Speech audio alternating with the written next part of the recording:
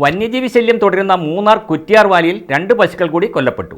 മുമ്പ് കടുവയുടെ സാന്നിധ്യമുണ്ടായിരുന്ന പ്രദേശത്താണ് പശുക്കൾ ചത്തത്. മൂന്നാർ കന്നിമല ടോപ്പ് ഡിവിഷനിൽ കാട്ടുകൊമ്പൻ ഇറങ്ങി കൃഷിനാശവും വരുത്തി. മൂന്നാറിലെ ജനവാസ മേഖലയിൽ വന്യജീവി ശല്യം വർദ്ധിച്ചു വരികയാണ്. എല്ലാ ദിവസവും കാട്ടുമൃഗങ്ങൾ ജനവാസ മേഖലയിലേക്ക് എത്തുന്ന സ്ഥിതിയുണ്ട്. മൂന്നാർ കുറ്റിയാർ വാലിയിൽ വന്യജീവി ആക്രമണത്തിൽ 2 പശുക്കൾ ചത്തു. പ്രദേശത്ത് മുമ്പ് കടുവയുടെ സാന്നിധ്യം ഉണ്ടായിരുന്നുവെന്നാണ് പ്രദേശവാസികൾ നൽകുന്ന വിവരം. മൂന്നാർ കന്നിമല ടോപ്പ് ഡിവിഷനിൽ കാട്ടുകൊമ്പൻ പടയപ്പ ഇറങ്ങി കൃഷിനാശവും വരുത്തി. കഴിഞ്ഞ ഏതാനും ദിവസങ്ങളായി മൂന്നാറിലെ വിവിധ ജനവാസ മേഖലകളിൽ പടയപ്പ പതിവായി എത്തി നാശം വരുത്തുന്ന സ്ഥിതിയുണ്ട്. പകൽ ജനവാസ മേഖലയിൽ നിന്നും പിൻവാങ്ങുന്ന പടയപ്പ രാത്രി തിരികെ എത്തുന്നതാണ് ആശങ്ക സൃഷ്ടിക്കുന്നത്. ഇന്നലെ പകൽ ശബരിമല എസ്റ്റേറ്റ് അപ്പർ ഡിവിഷനിൽ കാട്ടുപോത്തിറങ്ങിയതും ആളുകളിൽ ഭീതി പരത്തി.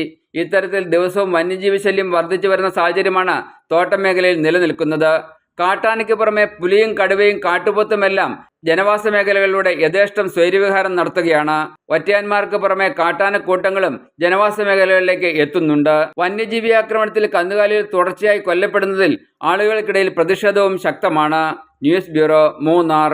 എല്ലായിടത്തും വൈഫൈ, എല്ലാത്തും ഇന്റർനെറ്റായേ, നാട് മുഴുവൻ ഡിജിറ്റൽ. നാട്ടാരെല്ലാം ബ്രൗസിംഗിലാണ്. എന്നാ സ്പീഡാ കേരള വിഷൻ. എല്ലാവർക്കും ഇന്റർനെറ്റാ, എല്ലായിടത്തും നെറ്റാ. കേരള വിഷൻ നവകേരള പ്ലാൻ വെറും 199 രൂപയ്ക്ക്.